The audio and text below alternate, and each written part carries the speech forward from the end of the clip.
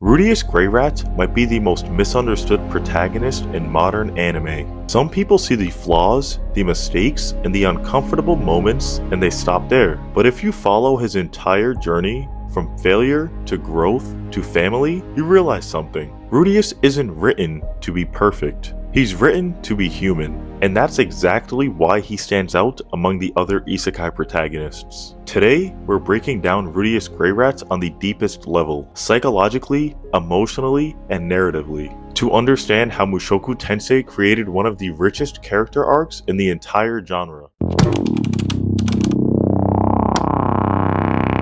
Section 1. The failure who refuses to remain a failure.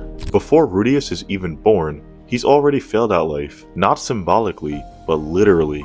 In Japan, he dies full of regret, ashamed of who he became, and convinced that he wasted everything, which he did. So when he wakes up in a baby's body, with all of his memories intact, it hits a lot harder than any reincarnation story that I've read so far. It's because he remembers every humiliation, every regret, every single moment that he's back down. So when we see him studying magic at age 2, or dedicating himself to learning the language of this new world, he's not chasing power, he's desperately trying not to waste his second chance. Rudeus is the only isekai protagonist whose story actually feels earned, because the story never lets him forget who he used to be. Section 2.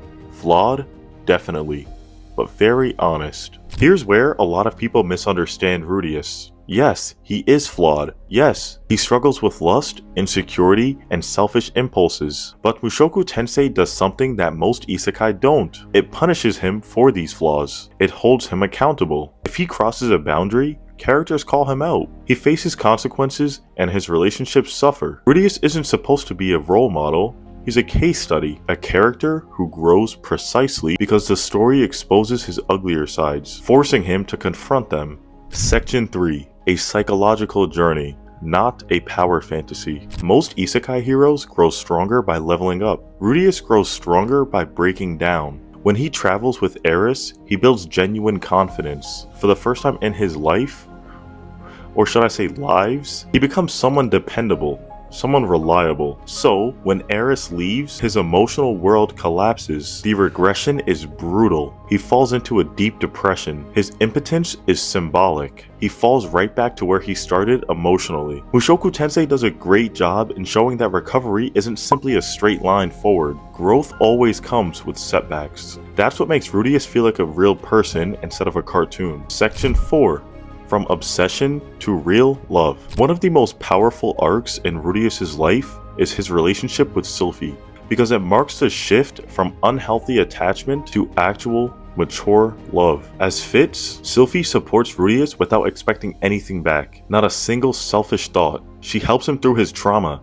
She listens, and she respects boundaries. By the time Rudeus learns that Fitz is indeed Sylphie, he isn't the same clingy boy who attached himself to Roxy or Eris. He's someone who finally understands emotional responsibility. Their marriage isn't a trophy moment. It's the completion of his first true emotional healing. Section 5.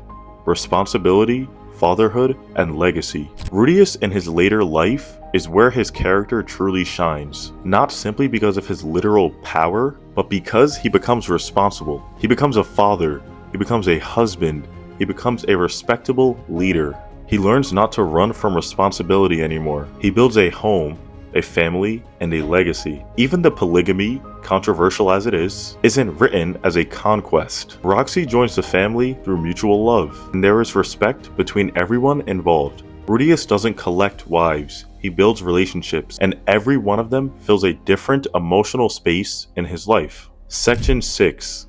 The meaning of rebirth. At the end of the day, Mushoku Tensei isn't a story about reincarnation. It's a story about rebirth.